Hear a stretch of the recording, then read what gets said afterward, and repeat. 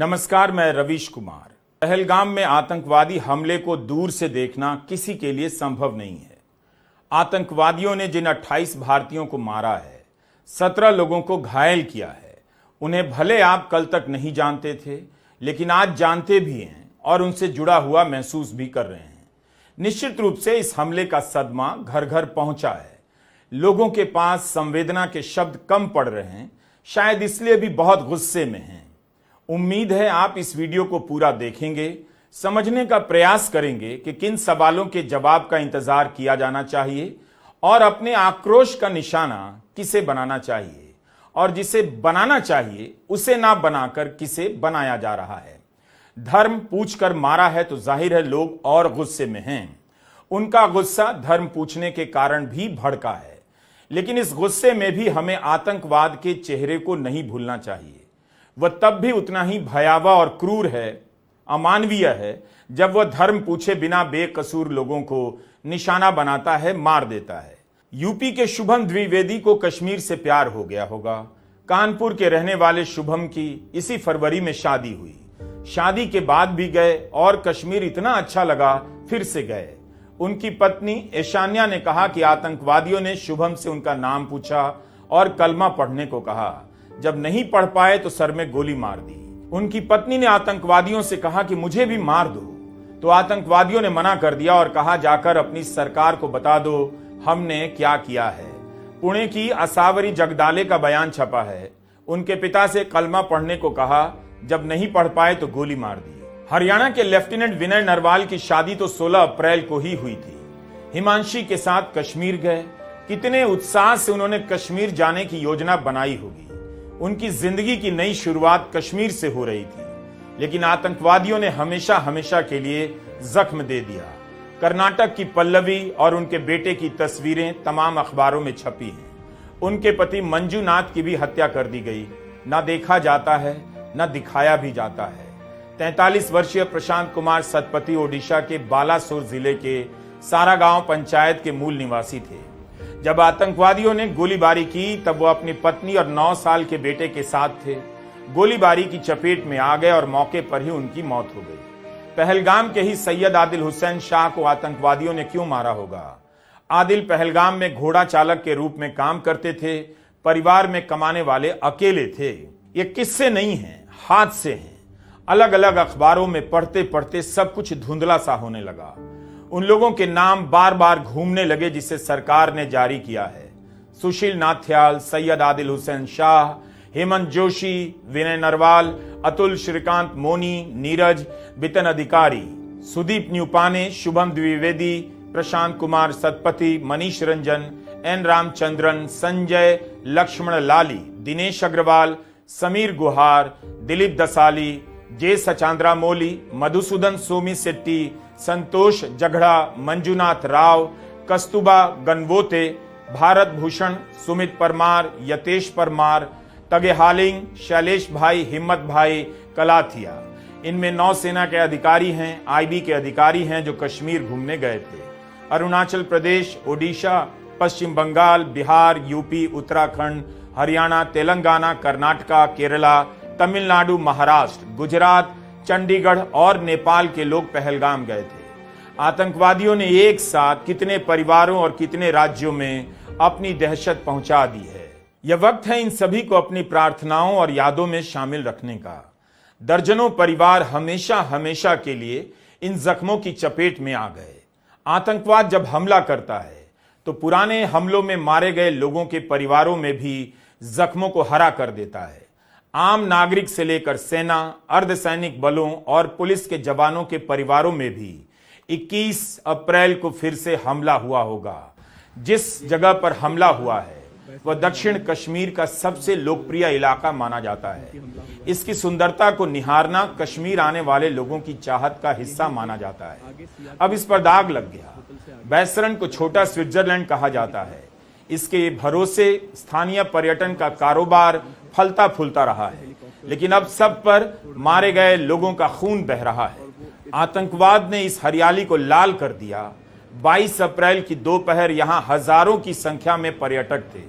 कहीं संख्या 2000 छपी है, कहीं 1500, सवाल उठता है कि इस ऊंचाई तक जाने के रास्ते में क्या सुरक्षा थी? जहां पर लोग जमा थे वहां पर क्या सुरक्षा थी? अगर सुरक्षा थी तो आतंकवादियों पर जवाबी कार्रवाई क्या हुई? आतंकवादी अपनी कार्रवाई करने के बाद फरार कैसे हो गए? उसी वक्त उन्हें क्यों नहीं ढेर किया गया? एक भी ढेर नहीं हुआ, ना मौके पर कोई पकड़ा गया। जहां हजारों लोग जाते हों वहां पर सुरक्षा व्यवस्था कैसे खराब हो सकती है? इसकी जवाबदेही किसकी है? क्या अभी तक किसी के खिलाफ कार्रवाई हुई? आतंकवादियों का धर्म पूछकर मारना बता रहा था कि वे इस बात को लेकर निश्चिंत थे कि आसपास कोई सुरक्षा नहीं है, उन्हें कोई रोकने वाला नहीं। यहां मैं भारत के दृढ़ संकल्प को दोहराना चाहूंगा कि टेररिज्म के खिलाफ हमारी जीरो टॉलरेंस की पॉलिसी है। भारत का एक एक नागरिक इस कायरतापूर्ण हरकत के खिलाफ एकजुट है। मैं इस मंच से देशवासियों को आश्वस्त करता हूं, घटना के मद्देनजर भारत सरकार वो हर कदम उठाएगी जो जरूरी और उपयुक्त होगा। और हम सिर्फ उन लोगों तक नहीं पहुंचेंगे जिन्होंने इस घटना को अंजाम दिया है, हम उन तक भी पहुंचेंगे जिन्होंने पर्दे के पीछे बैठकर हिंदुस्तान की सरजमी पर ऐसी नापाक हरकतों की साजिशें रची हैं। ऐसी हरकतों का जिम्मेदार और इसके जिम्मेदार लोगों को आने वाले कुछ ही समय में जोरदार तरीके से नजर आएगा। मैं देशवासियों को आश्वस्त करना चाहता हूं। घटना की सूचना मिलते ही गृहमंत्री अमित शाह कश्मीर के लिए रवाना हो गए। 23 अप्रैल को पीड़ित परिवारों से भी मिले और घटनास्थल का दौरा करने गए।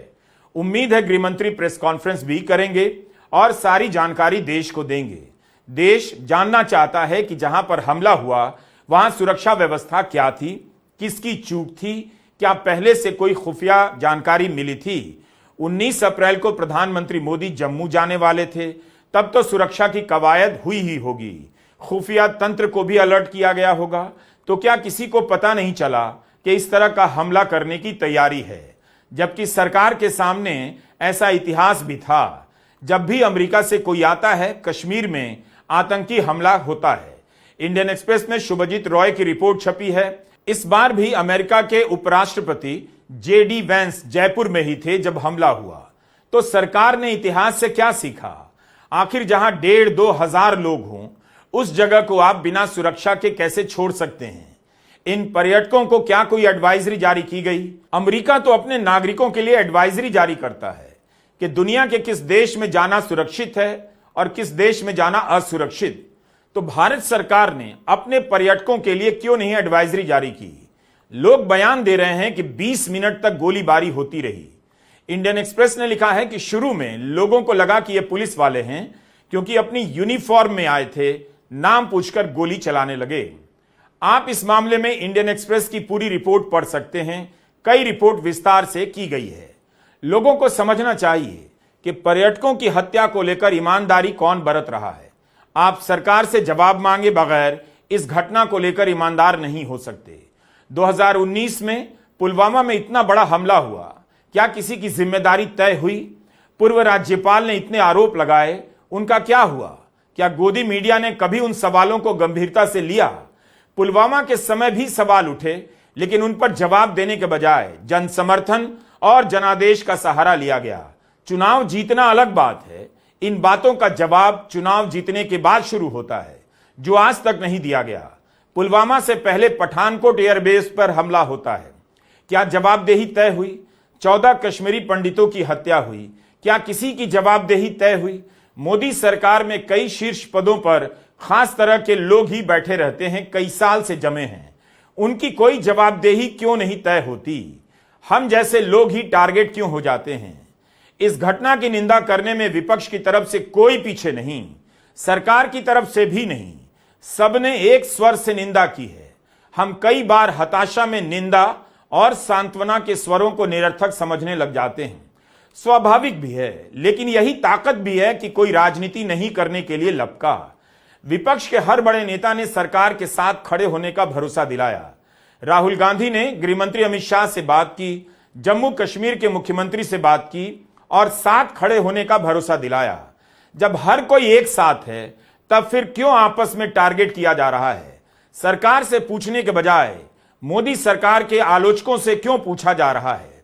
The Congress party unequivocally condemns this cowardly act of terror and those responsible for it in the strongest possible terms. This attack is a direct assault on the unity and integrity of our nation. ये बहुत अजीब बात है। हर विपक्षी दल सरकार के साथ खड़ा है और सत्ता पक्ष के समर्थक विपक्षी दलों के नेताओं और उनकी राजनीति को टारगेट कर रहे हैं। यूपीए की सरकार होती तो अब तक इस्तीफे की मांग को लेकर प्रदर्शन हो रहे होते, टीवी पर एक्सपर्ट सुरक्षा में चूक की बात कर रहे होते, लेकिन इस वक्त विपक्ष को या मोदी सरकार के आलोचकों को टारगेट किया जा रहा है। पत्रकार राहुल पंडिता ने एक्स पर लिखा है, इस नाकामी को कोई भी कुतर्क या बकवास से नहीं छुपा सकता। सुरक्षा से जुड़ी हर तरह की एजेंसियों की यह नाकामी है, सभी एजेंसियों की उनकी लापरवाही का नतीजा है, उनके कहने का मतलब है। द हिंदू की पत्रकार विजयिता सिंह ने एक्स पर लिखा है कि 7 और 8 अप्रैल को गृहमंत्री ने जम्मू कश्मीर की सुरक्षा को लेकर समीक्षा बैठक की, क्योंकि 27 मार्च को कठुआ में घुसपैठी आतंकवादियों ने एक हेड कांस्टेबल समेत 4 पुलिसकर्मियों की हत्या कर दी। इस एनकाउंटर में 2 आतंकवादी तो मारे गए, 2 की तलाश अब भी हो रही है। इसके बाद भी पहलगाम को लेकर सुरक्षा का यह हाल क्यों रहा? कश्मीर को दुनिया की सबसे ज्यादा मिलिटराइज जोन माना जाता है। वहां पर इस तरह से खुलेआम आतंकी हमला हो जाता है। सुरक्षा को लेकर बाकायदा ऑडिट होनी चाहिए कि जिस हिसाब से पर्यटक कश्मीर जा रहे हैं वहां पर सुरक्षा के इंतजाम क्या हैं, जहां हमला हुआ उसके आसपास सुरक्षा कैसी थी, आपात स्थिति की क्या व्यवस्था थी। पिछले हफ्ते पाकिस्तान के सेनाध्यक्ष ने द्विराष्ट्रवाद के सिद्धांत की तारीफ कर दी, तब क्यों नहीं किसी के कान खड़े हुए कि अचानक से पाकिस्तान इस तरह की भाषा क्यों बोल रहा है? क्या इस बयान का भी आतंकी हमले से कोई संबंध हो सकता है? अचानक से आए इस बयान को लेकर भी सरकार क्यों नहीं सतर्क हुई? कहीं यह आदमी किसी नई सनक को अंजाम तो नहीं देने जा रहा? यह सोचना चाहिए था। सरकार को बताना चाहिए कि इस बयान के बाद उसने क्या आकलन निकाला। यह भी बताना चाहिए कि आतंकवादी तहव्वुर राणा को भारत लाया गया है। इसका संबंध मुंबई हमले से रहा है, जिसमें पाकिस्तान की भूमिका सामने आई है। तो क्या इसका भी कोई संबंध हो सकता है? सरकार क्या कार्रवाई करेगी उसे समय मिलना चाहिए, दिया भी जाना चाहिए तय करने के लिए, लेकिन उसे जवाब भी देना चाहिए कि सुरक्षा में कैसे चूक हो गई। 24 घंटे से ज्यादा समय हो चुके हैं, अभी तक इन सवालों के जवाब देश के सामने नहीं है। हमला आतंकवादी का हुआ है और बीजेपी के सांसद निशिकांत दुबे क्या कह रहे हैं? क्या वे संविधान बदलने की बात नहीं कर रहे? क्या यह समय है संविधान की आत्मा पर प्रहार करने का? अनुच्छेद 26 से लेकर 29 तक खत्म कर देने की बात क्यों कर रहे हैं? निशिकांत दुबे ने एक्स पर लिखा है, देश का बंटवारा जब हिंदू और मुसलमान के नाम पर हो गया तो केवल वोट बैंक के लिए अल्पसंख्यक के नाम पर मुसलमानों को ज्यादा अधिकार देकर हिंदुओं को दोयम दर्जे का नागरिक बनाने वालों को आज पहलगाम की घटना पर बताना चाहिए कि आज की हत्या धर्म के आधार पर की गई या नहीं। लानत है सेकुलरवादी नेताओं पर, आर या पार पाकिस्तान के कब्जे का कश्मीर हमारा होगा। धैर्य रखिए, यह मोदी की सरकार है जिसके गृहमंत्री अमित शाह जी हैं। संविधान का आर्टिकल 26 से 29 तक खत्म करने का समय है। हमला आतंकवादी ने किया है और आप बदलना संविधान चाहते हैं। निशाना पाकिस्तान होना चाहिए तो निशाना संविधान है। तो आपको देखना है कि इस हमले का फायदा कौन उठा रहा है। क्या आतंकी हमले का जवाब देने के लिए संविधान को बदला जाएगा? धार्मिक स्वतंत्रता के अधिकार को खत्म किए बिना आप आतंकवाद से नहीं लड़ सकते। यह कैसी राजनीति है इस वक्त की? आपका इरादा क्या है? क्या जनता को भीड़ समझ रहे हैं कि जिस भी दिशा में हाँक देंगे चली जाएगी? विपक्ष के नेता अपने बयानों को लेकर संयम बरत रहे हैं, तौल तौल कर बोल रहे हैं कि इस वक्त सरकार की ज्यादा आलोचना भी ना करें और सवाल भी पूछ लें, लेकिन बीजेपी के नेता बेलगाम होकर कुछ भी बोल रहे हैं। क्या आपको याद है कि जब लोकसभा के चुनाव हुए तब प्रधानमंत्री मोदी जम्मू कश्मीर प्रचार करने तक नहीं गए, एक सभा तक नहीं की। बीजेपी ने जम्मू और उधमपुर में चुनाव भी जीता, लेकिन कश्मीर घाटी में एक भी सीट पर अपने उम्मीदवार नहीं उतारे। बीजेपी की राजनीति के लिए कश्मीर का कितना महत्वपूर्ण रोल है, लेकिन 370 हटने के बाद पहले चुनाव में बीजेपी ने घाटी में अपने उम्मीदवार नहीं उतारे। सरकार और बीजेपी की तरफ से देश को भरोसा दिया जाता रहा, आतंकवाद काबू में है, कश्मीर सामान्य स्थिति में लौट आया है। लोगों ने इस पर भरोसा भी किया, कश्मीर जाना शुरू कर दिया। लेकिन खुद प्रधानमंत्री मोदी धारा 370 की समाप्ति के करीब 5 साल बाद जून 2024 में कश्मीर गए। कश्मीर में आतंकवाद कुछ समय के लिए भले शांत हो जाए, लेकिन सर उठाता ही रहता है। आतंकी हमले की आशंका हमेशा बनी रहती है। तब भी करोड़ों लोगों ने इस आशंका को खारिज कर कश्मीर की यात्रा की। यह कम बड़ी बात नहीं है। पहलगाम के हमले को हाल के कई वर्षों में सबसे बड़ा आतंकी हमला बताया जा रहा है, लेकिन पुलवामा में सीआरपीएफ के काफिले को धमाके में उड़ा दिया गया। 40 से ज्यादा जवान शहीद हो गए और घायल भी हुए। क्या दोनों की तुलना हो सकती है? कौन बड़ा है, कौन छोटा है? उम्मीद है गोदी मीडिया पुलवामा हमले में मारे गए शहीदों के परिजनों को भी इस बहस में शामिल करेगा, क्योंकि कश्मीर में आतंकवाद की अंतहीन प्रक्रिया ने कभी किसी के जख्मों को भरने ही नहीं दिया। इसलिए इस वक्त हम सब की भाषा करुणा और संवेदना से भरी होनी चाहिए। आक्रोश को रोका नहीं जा सकता, लेकिन उसे देखा जा सकता है आक्रोश की दिशा क्या है। आक्रोश किसके खिलाफ है? आतंकवाद के खिलाफ या आतंकवाद के नाम पर अपनों के खिलाफ, संविधान के खिलाफ? कश्मीर की सड़कें वीरान हो गई। आतंकवादी हमले की दहशत का सन्नाटा पसरा हुआ है। इक्का दुक्का आती जाती कारों से खामोशी टूटती है, लेकिन कारों के गुजरते ही फिर से चुप्पी छा जाती है। कश्मीर में सभी दलों ने बंद का आह्वान किया। भीतरी इलाकों में भी बंद का असर दिखा, दुकानें बंद रही। श्रीनगर और पहलगाम में बंद का ऐलान हुआ, दुकानें बंद कर दी गईं। इन रास्तों पर दिखने वाली टूरिस्ट कारें बता रही हैं कि आतंकवादी हमले के बाद किसी तरह से श्रीनगर पहुंचने की जल्दी है। एक हमले के असर में न जाने कितने होटल चंद मिनटों के भीतर वीरान हो गए होंगे और किस हाल में लोगों ने कश्मीर छोड़ा होगा। पर्यटकों का कश्मीर और वहां के लोगों से एक अलग नाता तो बना होगा। इतने सालों में विश्वास नहीं बनता तो कोई शादी के 4 दिन के भीतर कश्मीर जाने की योजना नहीं बनाता। इसी भरोसे के दम पर कश्मीर का जीवन भी चलता है, कारोबार भी। 2021 से 23 के बीच हर साल 1 से 2 करोड़ के बीच पर्यटक गए हैं। 2023 में तो 2 करोड़ से ज्यादा पर्यटक गए। इस साल 37,000 से अधिक विदेशी सैलानी भी गए। तो कश्मीर को पता है कि आतंकवादियों ने उनकी रोजी रोटी पर हमला कर दिया है। धर्म पूछकर मारने वाले आतंकवादी दरअसल कश्मीर के लोगों के रोजगार की हत्या करने आए थे। उनका धर्म कुछ और नहीं। आतंकवादियों को ठीक से पता होगा कश्मीर में लोग लौटने लगे हैं, इसलिए आतंकवाद को धर्म से जोड़ने की जल्दी ना कीजिए। और इस बहस का अब कोई अंत भी नहीं। जो भारत शरबत में जिहाद खोज लेता है, उस भारत में तार्किक बात करना इतना आसान नहीं। कश्मीर जाकर लौट आने वाले करोड़ों पर्यटकों से पूछिए कि क्या उन्हें ऐसा कश्मीर दिखा कि जाकर अफसोस हुआ। अगर होता तो बार बार इतनी संख्या में लोग नहीं जाते।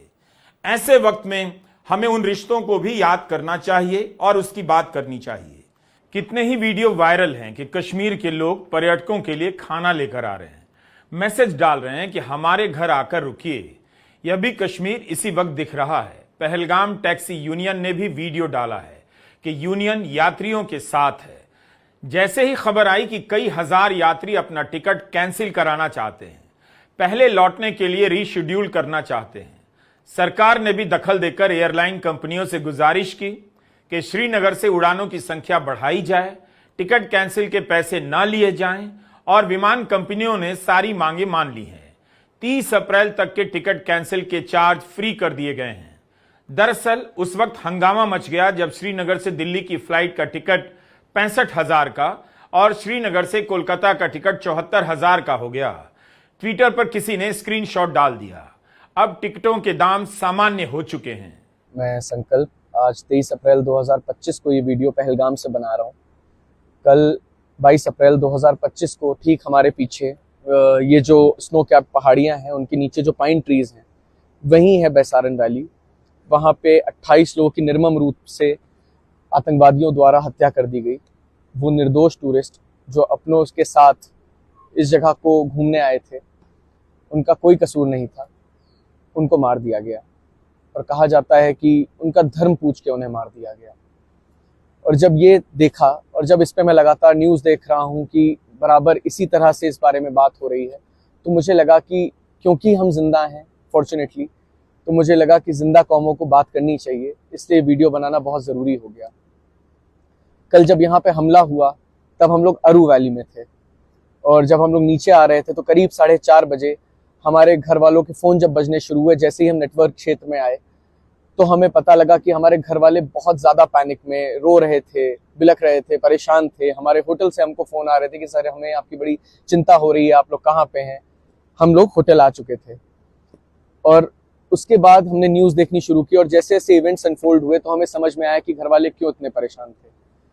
अचानक से जितने लोग हमारी सेवा में यहाँ पे हैं उनकी आंखें बदल गई, उनकी आंखें शर्म से झुक गई, उन कश्मीरियों की। इसलिए 2-4 बातें बहुत ज़रूरी हो गई कहना। सबसे पहले ये कि जो 28 लोग वहाँ पे मार दिए गए, जिनके परिवार उजड़ गए, उनके लिए किसी भी हद तक अगर संवेदना व्यक्त की जाए ना, वो पूरी नहीं हो सकती, क्योंकि वो लॉस इर्रिपेरेबल है। वो यहाँ पे क्या करने आए थे? वो जिंदगी का आनंद लेने आए थे, जिंदगी ही नहीं रही, परिवार उजड़ गए। और दूसरी तरफ एट द सेम टाइम ये रियलाइज हुआ कि जो कश्मीरी लोग हैं, जिनके सिर माथे जिन्होंने हमको अपने लगाया था, उनके परिवार कैसे उजड़ गए। जब देखना शुरू किया कि लगातार बात हिंदू मुसलमान की हो रही है, तो ये कहना जरूरी हो जाता है कि जब एक हमला हुआ तो इमीडिएट रिलीफ जहां पे ये हमला हुआ वहां पे या तो पैरों से जाया जा सकता है, घोड़े से जाया जा सकता है। जब हमला चल रहा था उस समय जो लोग बचाए गए, उन्हें उन्हीं लोगों ने बचाया जिनको आप हिंदू मुसलमान में बांट रहे हैं। वो घोड़े वाले, जिनका धर्म ऑब्वियसली सबको पता है, उन्होंने अपने घोड़े पे बिठा बिठा के लोगों को नीचे तक लाया, रेस्क्यू किया, आर्मी के पास तक पहुंचाया। आर्मी को पहुंचने में जितना समय लगा, अभी हमारे ऊपर से हर 5 से 10 मिनट में हेलीकॉप्टर निकल रहे हैं। हम लोग लगातार कल से हेलीकॉप्टर की आवाजाही देख रहे हैं। मैं सही बताता हूं आपको कि इस नदी की आवाज के बीच में वो हेलीकॉप्टर की आवाज ने हमको रात भर सोने नहीं दिया। ये सन्नाटा हॉन्टिंग था। तो फियर रियल है, ऐसा नहीं है कि डर नहीं लगता, डर है। उसके बावजूद ये कहना चाहता हूं कि क्योंकि हम यहाँ हैं और खुशकिस्मती से आप सबके बीच में हैं, और जब तक ये वीडियो आएगा हम लोग अपने घर पे होंगे, ये बताना बहुत जरूरी है कि जब संवेदना उन परिवारों के साथ है जो उजड़ गए, जिनके परिवार के लोग मार दिए गए, तो संवेदना उन कश्मीरियों के साथ भी होनी चाहिए जिनको आतंकवाद से कोई लेना देना नहीं है। कश्मीर के लोग भी सन्नाटे में हैं। उनके लिए हर ऐसी घटना के बाद सफाई देने का मामला बन जाता है, अपनी निष्ठा साबित करने का। कितनी तेजी से वे संदेह के दायरे में आ जाते हैं। उन्हें यह भी पता है कि कितनी भी निंदा कर लें, उन पर यकीन नहीं किया जाएगा। तब भी दुकानें बंद रखी गईं और लोगों ने घटना की निंदा की।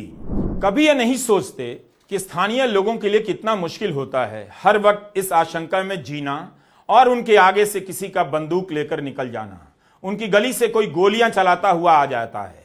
उन्हें पता है कि आतंकी हमले का असर उन पर होता है। उनके काम धंधे सब बंद हो जाते हैं। कश्मीर की कई प्रभावशाली व्यापारिक संस्थाएं हैं। The Kashmir traders and manufacturers association, chamber of commerce and industries Kashmir, Jammu and Kashmir hoteliers club, travel association, transporters, restaurant owners, सबने बंद का समर्थन किया। पुंछ में दुकानदारों और कारोबारियों ने प्रदर्शन किया है। जम्मू कश्मीर स्टूडेंट्स एसोसिएशन ने लोगों से आह्वान किया है कि बंद में सहयोग कीजिए। ऑल पार्टीज हुर्रियत कॉन्फ्रेंस ने भी लोगों से अपील की है।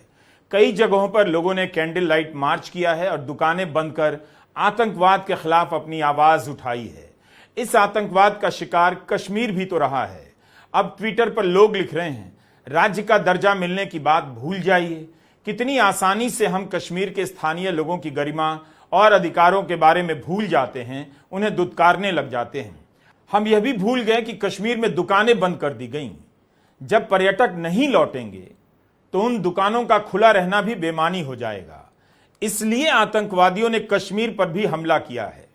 अच्छा होता कि जिस तरह से कश्मीर में दुकानें बंद की गईं, कश्मीर बंद किया गया, उनकी आवाज के साथ आवाज मिलाते हुए दूसरे राज्यों में भी इसी तरह आतंकवाद का प्रतिकार किया जाता। दुकानें बंद कर दी जाती, दफ्तर बंद कर दिए जाते, लेकिन हमले की शाम आईपीएल का मैच चलता रहा।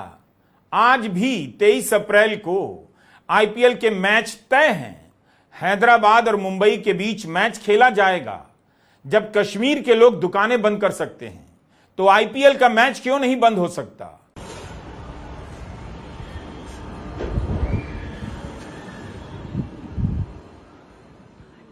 पटना में क्या वायुसेना का एयर शो रद्द नहीं किया जा सकता था? एयर शो हुआ ही क्यों? क्या इसलिए कि बिहार में चुनाव है? मध्य प्रदेश में चुनाव था तो उस समय भोपाल में एयर शो किया गया। सोशल मीडिया पर तो लोग नफरत फैला रहे हैं, गुस्से के बहाने नफरत को सही ठहराने में लगे हैं, और यहां पटना में एयर शो हो रहा है। बिहार सरकार के सूचना विभाग ने एक्स पर लिखा है, स्वतंत्रता संग्राम के महानायक बाबू वीर कुंवर सिंह विजयोत्सव के अवसर पर जेपी गंगा पथ पर एरोबैटिक सूर्य किरण विमान के प्रदर्शन का लुत्फ उठाते माननीय मुख्यमंत्री श्री नीतीश कुमार जी। कार्यक्रम की तस्वीरें बीजेपी के उप मुख्यमंत्री सम्राट चौधरी ने जारी की हैं। इन तस्वीरों में आप अन्य मंत्रियों को भी देख सकते हैं। पहलगाम में आतंकवादी हमला हुआ है और यहां एक सरकार के मंत्री लुत्फ उठा रहे हैं। क्या बिहार सरकार, बीजेपी को और वायुसेना को सदमा नहीं पहुंचा? पटना में एयर शो क्यों हुआ? इन सवालों को क्यों गायब किया जा रहा है? अगर यही तस्वीर राहुल गांधी की होती तो आज गोदी मीडिया में क्या सवाल चल रहा होता? आतंकवादियों ने धर्म पूछकर मारा तो है, लेकिन हमें नहीं भूलना चाहिए कि ये आतंकवादी हैं। कई लोग फिर से अपनी दलील लेकर आ गए कि आतंकवाद का धर्म होता है। इस वक्त उनका गुस्सा समझा जा सकता है, उनसे कोई बहस नहीं। आतंकवादियों को पता है कि धर्म हमारा कमजोर मसला बन चुका है। भारत के गोदी चैनलों पर हर शाम महीनों हफ्तों हिंदू मुस्लिम डिबेट का आयोजन होता है। आतंकवाद को यह भी पता चल गया है कि उनकी बंदूक की गोली से अब कोई आवाज नहीं होती, इसलिए उन्होंने धर्म का इस्तेमाल किया। इसलिए आप धर्म के नाम पर नफरत फैलाकर आतंकवादियों का प्रयास सफल मत होने दीजिए। बहुत लोग इसे इसी अवसर के रूप में देख रहे हैं, माहौल बना रहे हैं। ऐसी कोशिशों से इस वक्त दूर रहिए। मैं क्यों ऐसा कह रहा हूं?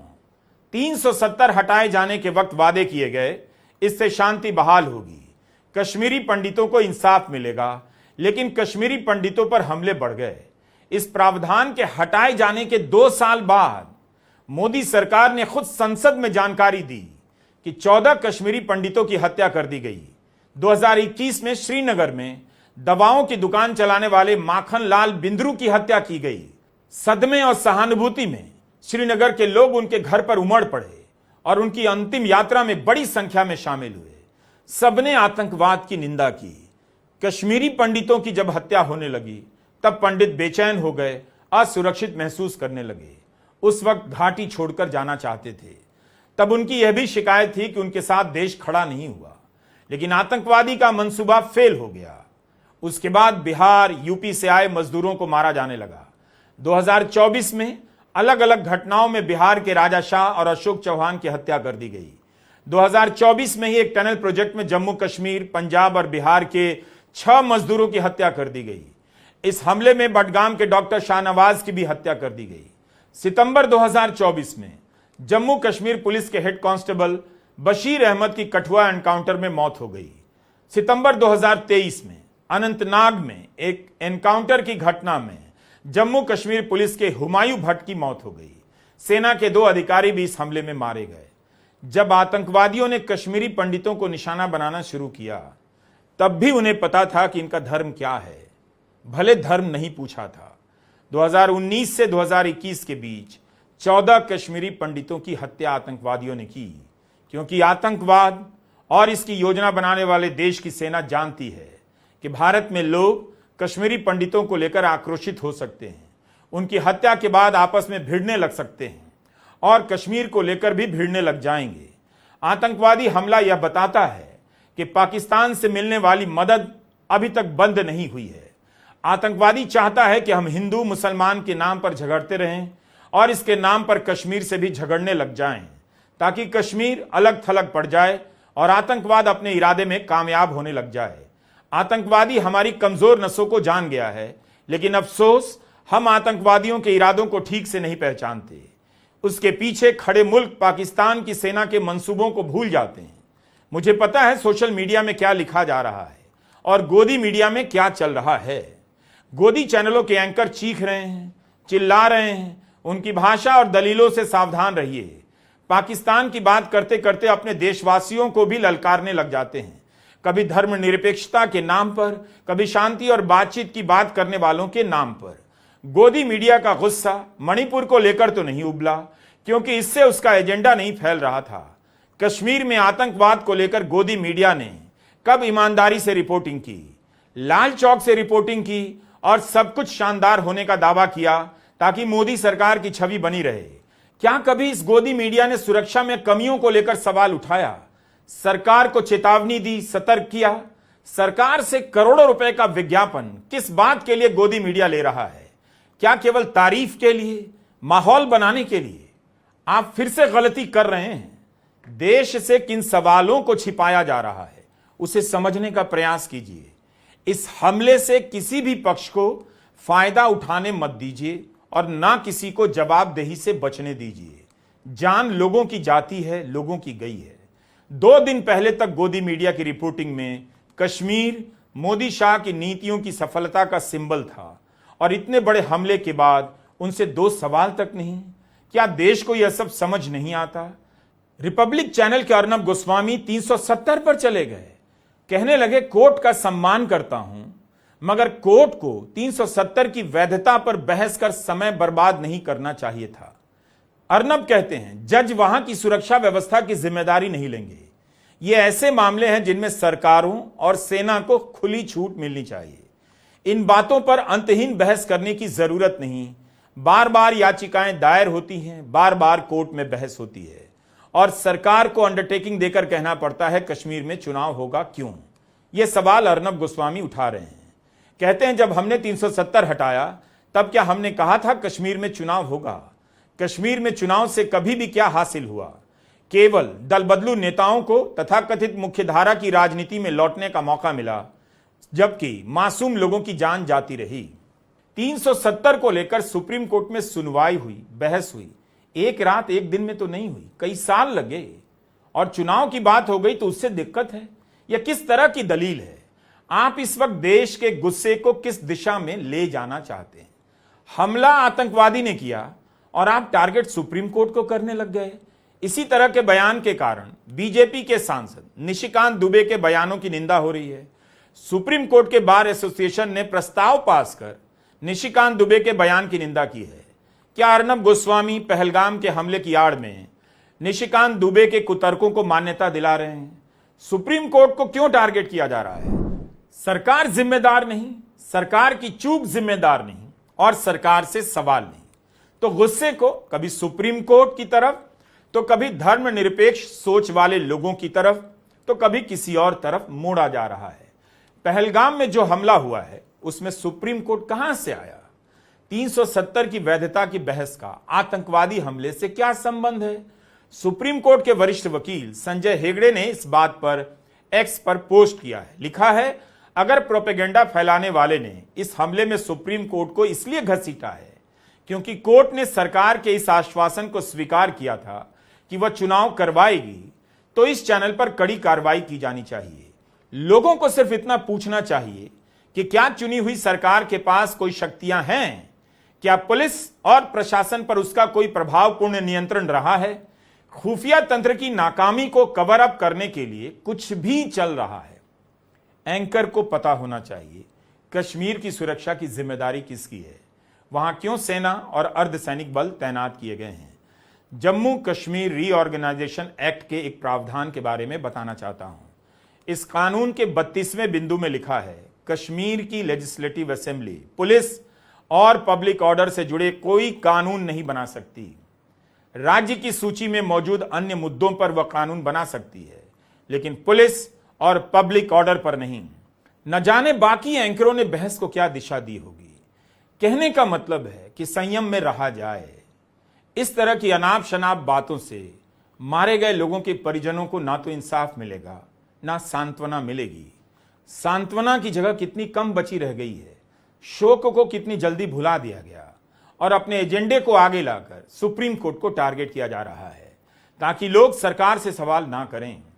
संविधान को टारगेट किया जा रहा है। उम्मीद है आप इन इरादों की पहचान करेंगे और अपनी यादों में उन सभी को बनाए रखेंगे जिन्हें आतंकवादियों ने मारा है, जिनके परिवार के लोगों के लिए इस सदमे से उबर पाना अब संभव नहीं होगा। यह वक्त कुछ भी बोलने का नहीं बल्कि संयम से समझने और जवाब देने का है। हमारी बातें ऐसी होनी चाहिए कि लोगों को भरोसा हो कि हम इनके साथ हैं, इनके दुख को महसूस करते हैं, ना कि इनके दुख के बहाने अपनी दुकान चला रहे हैं। सब कुछ साफ साफ दिख रहा है कौन अपनी राजनीति का नैरेटिव चलाने लगा है। ऐसे लोगों के लिए सब कुछ आसान हो जाता है। सरकार की जवाबदेही के सवाल गायब हो जाते हैं और पटना में नीतीश कुमार से लेकर बीजेपी के मंत्री एयर शो का लुत्फ उठा रहे हैं। पटना में इसके बाद एक और राजनीतिक कार्यक्रम हुआ है जिसमें बीजेपी के नेता बड़ी संख्या में शरीक हुए। उन कार्यक्रमों को रद्द नहीं किया गया। प्रधानमंत्री ने अपनी यात्रा रद्द कर दी, वित्त मंत्री ने अपनी यात्रा रद्द कर दी, लेकिन बीजेपी का राजनीतिक अभियान बिहार में जारी रहा। बीजेपी के सांसद संविधान की आत्मा से जुड़े 2 बड़े अनुच्छेदों को बदल देने का ऐलान करते हैं। बीजेपी वाकई संवेदनशील पार्टी है, चुनाव को लेकर भी, कश्मीर को लेकर भी। उम्मीद है इस बार आप साफ साफ देख पाएंगे जिम्मेदार कौन है, सवाल किससे पूछा जा रहा है और जवाब कैसे दिया जा रहा है। नमस्कार, मैं रवीश कुमार।